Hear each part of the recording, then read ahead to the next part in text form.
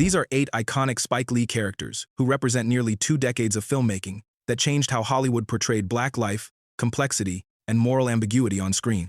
Spike Lee built this repertoire of unforgettable performances across 6 films from 1988 to 2006, casting the same ensemble of actors repeatedly to explore themes of racism, addiction, artistic obsession, and systemic violence. And these characters aren't heroes or villains in the traditional sense, but human beings caught in systems that shape and destroy them. Julian, Big Brother Almighty, Eaves. School Days hit theaters on February 12, 1988, with a production budget just over $6 million, earning $14.5 million domestically and marking Spike Lee's first film for a major studio. Columbia Pictures distributed it, and the film became the first leading role for Giancarlo Esposito, who would later define television villainy as Gus Fring in Breaking Bad. Julian Eaves serves as dean of the Gamma Phi Gamma fraternity at Mission College, a fictional historically black university, and he's not just a fraternity president but called Big Brother Almighty. That title tells you everything about his ego and his role in the campus hierarchy. Julian represents establishment power within the Black Greek system, aligned with what the film calls the wannabes, which means light-skinned and affluent students who embody mainstream beauty standards and social aspirations.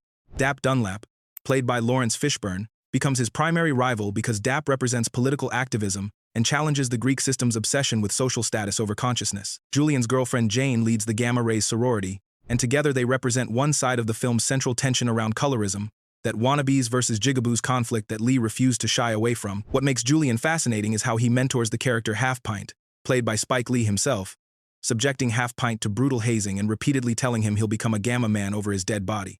Mentorship as sadism, dressed up in fraternity tradition. Here's a behind-the-scenes detail that reveals Lee's method approach to filmmaking.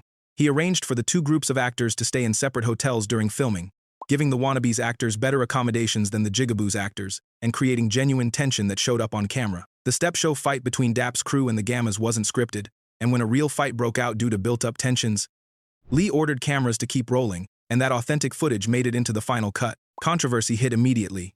Morehouse College president Hugh Gloucester banned Lee from filming on campus after administrators objected to the portrayal of Greek life, forcing production to relocate to Atlanta University.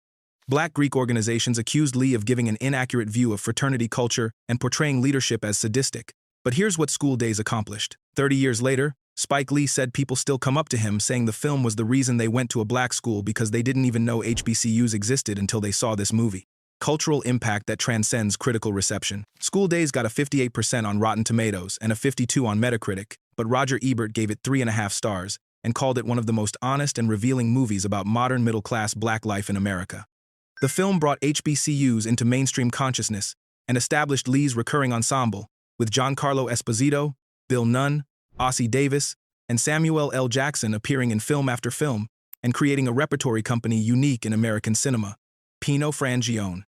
1 year later, Spike Lee delivered what many consider his masterpiece. Do the Right Thing cost $6.5 million and earned over $27 million domestically, currently holding a 92% on Rotten Tomatoes with a 93% on Metacritic, making it the 68th highest-rated film of all time on that platform. Cannes premiered it on May 19, 1989, and the National Film Registry selected it in 1999 during its first year of eligibility. John Turturro plays Pino Frangione, the elder son of pizzeria owner Sal, and Pino is the most overtly racist character in a film built around racial tension in Brooklyn's Bed-Stuy neighborhood. 25 years his family has worked in this predominantly black community, but Pino harbors nothing but contempt for his customers. Here's what makes Pino such a vital character. He represents the contradiction at the heart of American racism. Magic Johnson is his favorite basketball player, Eddie Murphy is his favorite movie star, and he loves Prince. When Mookie, played by Spike Lee, confronts him about this hypocrisy, Pino says something revealing. Magic, Eddie, Prince, they're not really black. I mean, they're black, but they're not really black. They're more than black. Cognitive dissonance laid bare. Let me explain myself. They're not really black. I mean, they're black, but they're not really black. They're more than black. It's different. It's different. Pino can consume and celebrate black culture while simultaneously dehumanizing black people, loving what black artists create while hating the people who create it.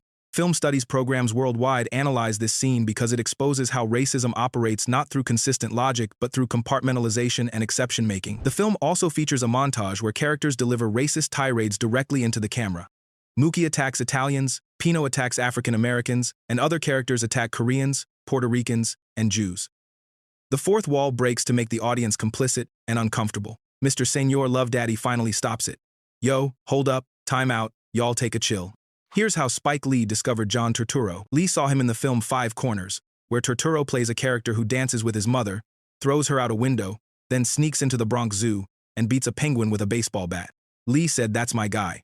Originally, Lee considered Turturro for the role of Vito, Pino's younger brother, but Turturro chose to play the racist. In a Salon Talks interview, Turturro explained he wanted to play the racist because that's what the movie is about, and it's important that the character is human and you see him as frustrated and limited in some of his ways, but it's important that you see that he's a real guy. Turturro and Lee would collaborate on 9 films total, more than any other actor in Lee's career. Do the Right Thing, Mo Better Blues, Jungle Fever, Clockers, Girl 6, He Got Game, Summer of Sam, She Hate Me, and Miracle at St. Anna. Do the Right Thing became the center of one of the biggest Oscar controversies of the decade. The film won Best Picture from the Los Angeles Film Critics Association, but received no Best Picture nomination at the Academy Awards. Driving Miss Daisy won that year. At the ceremony, presenter Kim Basinger went off script and said there is one film missing from this list that deserves to be on it because, ironically, it might tell the biggest truth of all, and that's Do the Right Thing. Spike Lee carried bitterness about this for decades. In 2015, he told the Daily Beast that nobody's talking about Driving Miss Daisy, and that film is not being taught in film schools all across the world like Do the Right Thing is. He also revealed that jury president Wim Wenders blocked the film from winning the Palme d'Or at Cannes in 1989, and Roger Ebert was so appalled he threatened to boycott the festival. 2 Oscar nominations came in, Best Original Screenplay for Lee and Best Supporting Actor for Danny Aiello. But the legacy speaks louder than awards. Radio Raheem's boombox is now displayed at the National Museum of African American History and Culture. On the film's 30th anniversary in 2019, Universal released a 4K restoration, and Lee held a block party on the original filming location in Brooklyn. Bleek, Gilliam, and Shadow Henderson. Spike Lee followed Do the Right Thing with a jazz film. Mo Better Blues released on August 3, 1990, with a $10 million budget and earned roughly $16 million worldwide, holding a 72% on Rotten Tomatoes and a 61 on Metacritic. This marked the first collaboration between Spike Lee and Denzel Washington, a partnership that would produce 5 films over 3 decades, with their latest, highest, 2 lowest, releasing in 2025. Denzel Washington plays Bleek Gilliam, a talented but self-centered jazz trumpeter who leads the Bleek Quintet at a Brooklyn jazz club called Beneath the Underdog. Washington had just won the Academy Award for Best Supporting Actor for Glory months before this film released, and Mo Better Blues showcased him as a romantic leading man for the first time. 2 things define Bleek: his trumpet and his ego. He juggles 2 relationships, one with schoolteacher Indigo Downs and another with aspiring singer Clark Bentoncourt. In one of the film's most cringe-worthy moments, he buys both women identical red dresses, and they both show up to his club wearing them on the same night. Disaster born from his inability to commit and his assumption that he can manage everyone around him like he manages his band. Denzel Washington spent 6 months learning trumpet under Grammy winner Terrence Blanchard, and Washington admitted he was lucky if he could play 3 notes of a simple tune before filming, but ended up being able to correctly mimic most of the songs. The Branford Marsalis Quartet featuring Terrence Blanchard performed the music, with original score by Bill Lee, Spike Lee's father, who was himself a jazz bassist. Wesley Snipes plays Shadow Henderson, the saxophonist in the quintet and Bleek's rival. Shadow stays obsessed with topping Bleek both musically and romantically, aggressively extending his solos during performances, developing feelings for Clark, and pushing to replace Bleek's incompetent manager Giant with someone more professional. Here's how Wesley Snipes ended up in Spike Lee's orbit. Martin Scorsese cast Snipes in Michael Jackson's Bad Video in 1987. Lee saw that video and was impressed enough to keep Snipes in mind, and Snipes trained with Branford Marsalis and Donald Harrison for the saxophone scenes, though Marsalis plays the actual instrument in the film. The narrative arc of Mo Better Blues runs circular. Young Bleek gets forced by his parents to practice trumpet instead of playing with friends at the opening, and after a violent assault leaves Bleek with a permanently injured lip, his performing career ends. Adult Bleek appears in the final scenes with his own son Miles, also learning trumpet. But unlike his parents, Bleek lets his son go play with friends. The lesson has been learned, because artistic dedication matters, but so does living. Shadow ends up being the only character whose obsession works out. After Bleek's injury, Shadow takes over the band, renames it the Shadow Henderson Quartet, and Clark becomes his vocalist and romantic partner. Shadow gets both the girl and the career. The film drew controversy for its portrayal of Jewish nightclub owners Mo and Josh Flatbush, played by John and Nicholas Turturro. The Anti-Defamation League and Abraham Foxman criticized Lee for presenting the characters as greedy and unscrupulous, saying it dredged up age-old anti-Semitic stereotyping. Lee defended himself in a New York Times editorial, saying that if critics were telling him all Jewish characters had to be model citizens, and that no Jewish people have ever exploited black artists in entertainment history, that was unrealistic and unfair. He noted the characters only had 10 minutes of screen time compared to 100 years of Hollywood cinema. Spike Lee has called Mo Better Blues his most personal film, intentionally excluding drugs to challenge stereotypical views of jazz musicians. In a 2025 interview, Lee said about Denzel Washington, "We have love and trust and love. That's it, Gator Purify." Jungle Fever premiered at Cannes on May 16, 1991, and was released theatrically on June 7, made for $14 million and earning over $31 million domestically, with an 81% on Rotten Tomatoes and a 78% on Metacritic. Samuel L. Jackson plays Gator Purify, the crack-addicted older brother of architect Flipper Purify, played by Wesley Snipes. This became Jackson's breakout performance, and the personal circumstances around it are extraordinary. In early 1991, Jackson's wife and daughter found him passed out after trying to cook cocaine. Addiction to heroin and crack had consumed him for roughly 2 years, and he completed approximately 28 days in rehab and was discharged only 1 to 2 weeks before filming began on Jungle Fever. Jackson has openly discussed this in interviews, saying he started using drugs at age 15 and his addiction peaked in the late 80s. While still in rehab, Spike Lee called to offer him the role of Gator. Jackson told Esquire magazine he was the crackhead in Jungle Fever, 2 weeks out of rehab, and he'd been smoking cocaine for a year and a half, 2 years, and he understood the nature of the disease because he had done the research. Jackson didn't need makeup. On the first day of filming, security guards, who were members of the Fruit of Islam providing set protection, tried to chase him away from craft services because they thought he was a neighborhood crackhead. Gator is Flipper's older brother, constantly pestering his family for money to feed his addiction and disowned by his father, the good Reverend Dr. Purify, played by Ossie Davis. Gator performs what became known as the Gator Dance, a distinctive and unsettling movement he does when asking family members for cash, a disturbing mix of charm and desperation. Look here, babe, bro. I'm a little light right now. Could you, let me hold some change? The character's arc ends tragically. In a confrontation, his father shoots and kills him, and Gator dies in his mother's arms, played by Ruby Dee. What happened next changed Samuel L. Jackson's life. He won the Best Supporting Performance Award at Cannes, the first time that category was ever given, and the award was created specifically to honor his performance. Jackson also won the New York Film Critics Circle Award for Best Supporting Actor, but he received no Academy Award nomination. This remains one of the most discussed Oscar snubs in film history. Jackson told Vulture about learning he won at Cannes. She said, "As a matter of fact, yeah, they did. You just won an award at the Cannes Film Festival." And I'm like, "What? For what?" She said, "Jungle Fever." I said they don't give supporting actor awards at Cannes. She's like, "They made up one for you. Get the fuck out of here." In interviews, Jackson has said, "For me, I have a direct correlation between getting sober and success, because when I was in rehab, Spike Lee called, he views playing Gator as cathartic, helping him kill off that part of himself related to addiction." Roger Ebert called the crack den sequence a scene out of Dante, and Peter Travers in Rolling Stone called Jackson a blistering actor in an unforgettable role. The Museum of Modern Art described the performance as electric and emotionally exhausting, with an unpredictable mix of charm and terror. After Jungle Fever, Jackson's career trajectory accelerated. Jurassic Park in 1993, then Pulp Fiction in 1994, which earned him an Oscar nomination and catapulted him to international stardom, and he became the highest-grossing live-action actor of all time, with films collectively earning over $27 billion as of 2021. In 2022, he received an Academy Honorary Award. Jackson has consistently cited Jungle Fever as his breakthrough. In a 2019 interview, he said the majority of black people in America at that time, at a certain economic level, had a gator in their family. The role resonated because it was painfully real. Rodney, Little, and Errol Barnes. Clockers was Spike Lee's adaptation of Richard Price's 1992 novel, premiering at the Venice Film Festival in late August 1995 and releasing in the U.S. on September 13.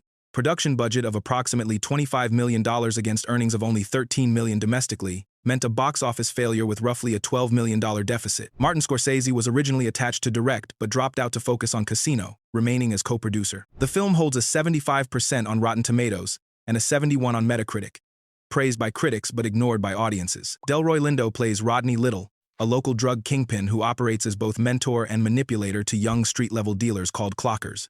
Lindo was born in London to Jamaican parents and trained at the American Conservatory Theatre, earning a Tony nomination in 1988 for August Wilson's Joe Turner's Come and Gone. This marked Lindo's third collaboration with Spike Lee after Malcolm X and Crooklyn, and he would later star in Da 5 Bloods in 2020, winning the New York Film Critics Circle Award and the National Society of Film Critics Award for Best Actor. Rodney's relationship with the protagonist Strike, played by Mekhi Phifer in his film debut, gets described by Roger Ebert as half surrogate father and half predator. Rodney tells Strike, "You're my son, my sword and staff," expressing concern for Strike's stomach ulcers and warning him against using the product they sell, but Rodney manipulates Strike into violence for business purposes. In one scene, after Strike talks back, Rodney calmly pulls over, beats him, and puts a gun in his mouth. Lindo explained in Believer magazine that the scene has nothing to do with the gun per se because the gun is only the means. And the scene is fundamentally about a parent scolding his child, "How dare you speak to me like that?" The Baltimore Sun noted that Oscar buzz built around Lindo's portrayal of Rodney Little, calling him a searing drug lord who attracts legions of young boys into his service with his fatherly presence, but is a cold businessman at heart. Thomas Jefferson Byrd plays Errol Barnes, Rodney's enforcer and hitman. Spike Lee described Errol as the frightening character, a stone killer. In a key flashback, Rodney reveals that Errol once forced him at gunpoint to kill a dealer, giving Errol permanent leverage over Rodney. When Rodney gets arrested and puts out a hit on Strike from jail, Errol becomes the one tasked with executing it.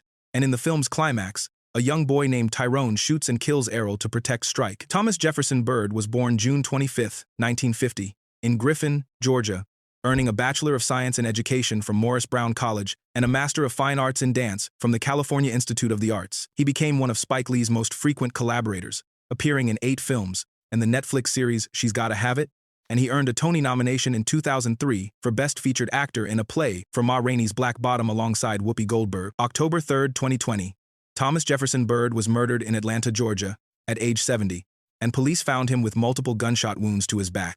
On October 24, 2023, Antonio Demetrius Rines was sentenced to 20 years for aggravated assault. Spike Lee posted a tribute on Instagram the day after the murder. "I'm so sad to announce the tragic murder of our beloved brother Thomas Jefferson Byrd last night in Atlanta, Georgia. Tom is my guy." Here, below you see him as the frightening character Errol Barnes in Clockers. May we all wish condolences and blessings to his family. Rest in peace, Brother Byrd. Viola Davis wrote, "Oh no, 2020. Loved working with you, Byrd. What a fine actor you were." Wendell Pierce from The Wire said Byrd was brave, funny, creative, smooth, expressive, and a joy to be around. Clockers has a direct connection to The Wire. David Simon, creator of The Wire, directly stated that The Wire was based on Clockers, and Richard Price, who wrote the novel and co-wrote the screenplay with Lee, said Clockers is the book he meant to write, so he did The Wire instead. Price wrote 5 episodes of The Wire and won the Writers Guild Award for Best Dramatic Series for Season 5. Roger Ebert gave Clockers 3.5 stars. Juan M. Mendez in the New York Daily News gave it a perfect score, calling it Spike Lee's best work, and Sean Burns at WBUR called it Spike Lee's most sorrowful film, a devastating depiction of a community poisoning itself. Critics praised Clockers, but audiences stayed away. The film's influence on television drama, particularly The Wire, cannot be overstated. Dalton Russell. 11 years later, Spike Lee directed his highest-grossing film. Inside Man cost $45 million and earned $88.5 million domestically, with a worldwide total over $184 million, opening at number 1 with nearly $29 million, which was Denzel Washington's highest opening weekend at the time. The film holds an 86% on Rotten Tomatoes and a 76 on Metacritic with a B+ cinema score. Clive Owen plays Dalton Russell, the mastermind of an elaborate bank heist at Manhattan Trust Bank, and the film opens with Russell speaking directly to camera, establishing his methodical nature and announcing that he has orchestrated what he calls the perfect bank robbery. Clive Owen sat at his career peak when filming began in June 2005. In 2004, he won the Golden Globe and BAFTA for Closer and received an Oscar nomination for Best Supporting Actor. And in October 2005, a UK poll named him the #1 public choice to be the next James Bond. In 2006 alone, he starred in both Inside Man and Children of Men, the latter considered one of his career-defining performances. Here's how Spike Lee got the job. Screenplay writer Russell Giverts developed the script over 5 years, and Ron Howard was originally going to direct. Then Russell Crowe came to Howard and said, "Let's do Cinderella Man instead." Howard left Inside Man, and Lee told producer Brian Grazer, "By the way, I've read the script for Inside Man. I'd like to direct it." Grazer didn't even know Lee was aware of the script. Lee first offered Denzel Washington his choice of roles, and Washington turned down Russell because the character is masked throughout most of the film. Lee then cast Owen because he wanted someone who could stand toe-to-toe with Denzel. In interviews, Lee said, "We wanted a man to be in this role, not a boy, because Denzel's a man, and in order to make the cat and mouse game work, we needed somebody who could plant their feet on the ground, stand toe-to-toe with Denzel, and not get blown off the screen." What makes Dalton Russell iconic is that his heist isn't really about money, but about exposing Nazi collaborator Arthur Case, played by Christopher Plummer. Russell forces hostages to wear identical coveralls and masks to confuse police, and his plan involves hiding in a secret cell inside the bank for days after the heist, with his crew all using variants of the name Steve as aliases. Cinematographer Matthew Libatique used Steadicam for all Russell scenes to convey control, while handheld cameras filmed Detective Frazier to show confusion, a deliberate psychological contrast in the visual storytelling. The Cartier diamond ring used in the film was genuine, borrowed from Cartier for 3 days and valued at $1.5 million.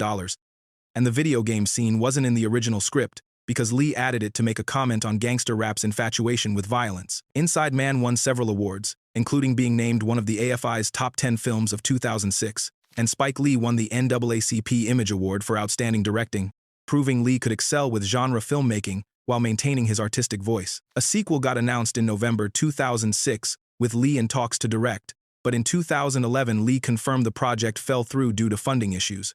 In 2019, Inside Man, Most Wanted was released direct-to-video with a different director and cast, not considered a true sequel, and receiving poor reception. Inside Man is consistently ranked among the best heist films of the 2000s, and the opening monologue became iconic in heist movie history. These 8 characters from 6 films represent Spike Lee at his most fearless, willing to tackle colorism, crack addiction, anti-Semitism accusations, Greek hazing, artistic obsession, and systemic violence, with the same uncompromising vision that made him one of the most important American filmmakers of the last 40 years. Loved exploring these characters with me? Then you'll be obsessed with the next video on your screen, so click on it and dive in.